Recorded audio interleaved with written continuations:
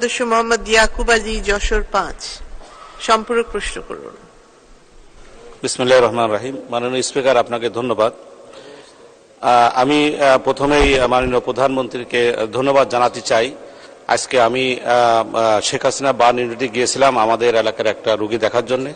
তা আমার আসলে প্রাণ ভরে গেছে এবং আমি এই সংসদে মাননীয় প্রধানমন্ত্রীকে ধন্যবাদ জানাতে চাই যে এই ধরনের একটা প্রতিষ্ঠান বাংলাদেশে তৈরি করেছেন এবং আমার কাছে মনে হয়েছে বিদেশে আঙ্গিকে তৈরি হয়েছে এটা।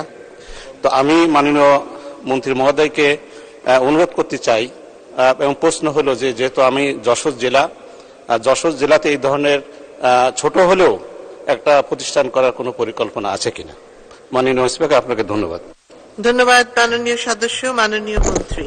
ধন্যবাদ মাননীয় স্পিকার। আমি প্রথমেই মাননীয় সংসদ সদস্যকে ধন্যবাদ জানাই যে তিনি আমাদের হাসপাতালে গিয়েছিলেন এবং তার এত সুন্দর একটা হাসপাতাল, এটা সম্পূর্ণ কৃতিত্ব মাননীয় প্রধানমন্ত্রী শেখ হাসিনার। এটা উনি এই হাসপাতালটাকে নিজের হাতে আমাকে দিয়ে বানিয়েছেন, সুতরাং সমস্ত কৃতিত্ব এবং প্রশংসার দাবিদার মাননীয় প্রধানমন্ত্রী।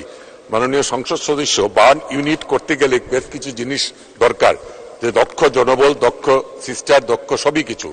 আমাদের দেশে এখন যে দক্ষ জনবল আছে সে দক্ষ জনবল দিয়ে আমরা বিভাগীয় শহরগুলোতে প্রথমে শুরু করব, তারপরে পর্যায়ক্রমে। আমি জানি আমাদের মাননীয় প্রধানমন্ত্রীর একটা অঙ্গীকার আছে যে প্রত্যেকটা ডিস্ট্রিক্ট জেলাতেও যেন ছোট আকারে হলেও বার্ন ইউনিট করা হয়। আমি আশা করি যে ভবিষ্যতে আমরা সেটা করতে পারবো। ধন্যবাদ মাননীয় স্পিকার।